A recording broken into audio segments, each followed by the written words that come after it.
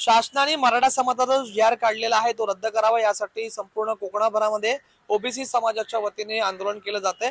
आपल्यासोबत रोहा तालुक्यामध्ये देखील आंदोलन करण्यात आलेलं आहे। रायगड जिल्ह्याचे ओबीसी समाजाचे जिल्हाध्यक्ष आहेत। सर, एकंदरीत काय सांगाल, काय मागणी आहे आणि त्यासाठी हा मोर्चा होता? जो जरांगेच्या आंदोलनाला प्रत्युत्तर म्हणून जरांगेने जी मुंबईमध्ये जाऊन सर्वसामान्यांची जी अडवणूक केली होती आणि ओबीसी मध्ये कुणबी समाजाचं आरक्षण घेण्याचा प्रयत्न जरांगे जे करत होते आणि त्यांना घाबरून जे सरकारने जी आर काढला, त्या जी आर मुळे काय होणार आहे, एकतर 52% हा ओबीसी समाज आहे, त्याच्यामध्ये मराठा समाज म्हणतो की आम्ही 32% आहोत। तो जर 32% आरक्षणासाठी जर घुसला तर आमच्यातले 32% म्हणून ते 84% होईल आणि 27% आरक्षण दिलं जातं आणि आमच्यावरती ओबीसी वरती तो अन्याय होईल।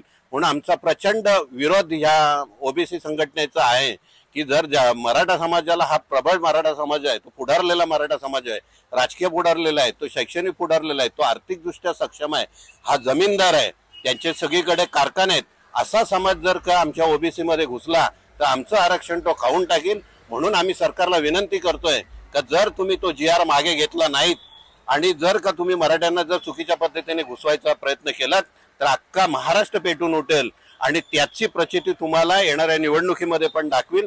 एवढी ताकद 52% ओबीसीची आहे, एवढं सरकारने ध्यानात घ्यावं। आज आपण तहसीलदारांना निवेदन दिलेलं आहे। जर शासनाने भूमिका बदलली नाही किंवा जी आर रद्द केला नाही तर पुढची भूमिका आपली काय राहणार आहे?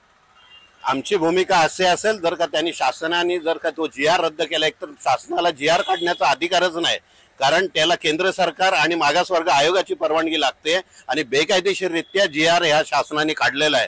तो जर त्वरित रद्द केला नाही तर याच्या पुढची आमची तयारी अशी आहे की ओबीसीचा मोर्चा हा मुंबईमध्ये आझाद मैदानावरती लाखोच्या संख्येने घेतला जाईल आणि मग जर का ओबीसी अगदी मोठ्या संख्येने बाहेर 52% ओबीसी बाहेर पडला तर ह्या सरकारला मराठ्यांपेक्षा त्रास होईल आणि अख्खी मुंबई जाम होईल, अख्खा महाराष्ट्र चक्का जाम होईल। याचा विचार सरकारने करावा आणि अख्खा महाराष्ट्र बंद करण्याची ताकद ह्या महाराष्ट्रामध्ये नव्हे तर देशामध्ये आहे। आणि म्हणून मी ओबीसी संघाला, ओबीसी जनमोर्चाला किंवा ओबीसी संघटनेला अंगावर घेऊ नये एवढंच मी सरकारला विनंती करतो। धन्यवाद सर। हे होते ओबीसी समाजाचे रायगड जिल्हा नेते सुरेश मगर। राजवैश्व पॉइंट टीव्ही मराठी, रायगड।